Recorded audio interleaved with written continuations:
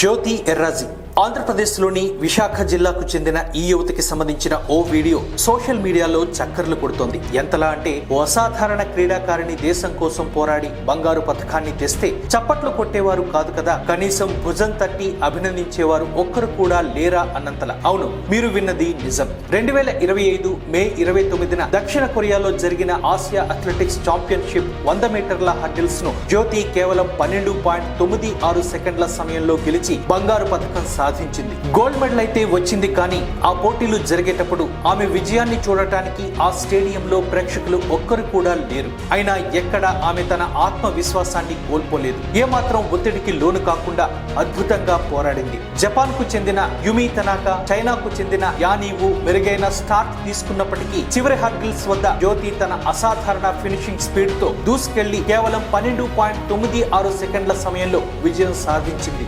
జ్యోతి తన జర్నీలో ఎన్నో కష్టాలు, కన్నీళ్లు, బాధలు, అవమానాలు, గెలుపోటములు చవిచూసి వాటిని భరిస్తూ అన్ని అడ్డంకులను ఎదుర్కొని నిలబడింది. చివరికి తను కలలుగన్న విజయ తీరాలను కౌగిలించుకున్నప్పుడు సత్కారాలు, చప్పట్లు అందుకోవాల్సిన చోట కూడా మరలా అదే కన్నీరు మిగిలింది. నిర్లప్తత, అవమానం ఎదురైతే జీవితంలో అంతకు మించిన శోకం మరొకటి ఉండదు. అచ్చం అలాంటి పరిస్థితినే జ్యోతి చవిచూసింది. గోల్డ్ మెడల్ అయితే వచ్చింది, కానీ పోటీలు జరిగేటప్పుడు వర్షం పడడంతో ఆమె విజయాన్ని చూడడానికి ఆ స్టేడియంలో ప్రేక్షకులు ఒక్కరు కూడా లేరు. అయినప్పటికీ స్టేడియంలో ఒక్కతే బాధతో కన్నీళ్లు కారుస్తుంటే పంటి బిగువన ఆ బాధను అదిమి పట్టుకుని ఉన్న జ్యోతి ముఖాన్ని చూస్తే ఎవరికైనా సరే మనసు చలిస్తుంది. అయినా సరే తను అలాగే నిరాడంబరంగా మెడల్ ను స్వీకరించింది. లక్ష్యాన్ని ఛేదించే క్రమంలో డబ్బు, కులం, రాజకీయం, పరపతి ఇవన్నీ గెలుపుని నిలువరించడానికి అడుగడుగునా ప్రయత్నిస్తూనే ఉంటాయి. జ్యోతి విషయంలో అదే జరిగిందా అంటే అవుననే చెప్పాలి. ఇంతటి ఘన విజయం సొంతమైన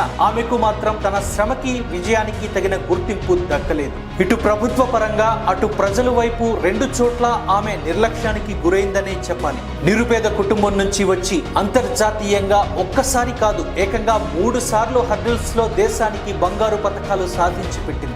ఏది ఏమైనా ఆమె ఒంటరి కాదు. ఆమె వెనక 140 కోట్ల మంది ఆశీస్సులు ఉంటాయి. జ్యోతి అసాధారణ ప్రతిభ, ఆమె జీవిత ప్రయాణం యువ క్రీడాకారులకు ఎన్నటికీ స్ఫూర్తిదాయకమే కదా. ఏమంటారు?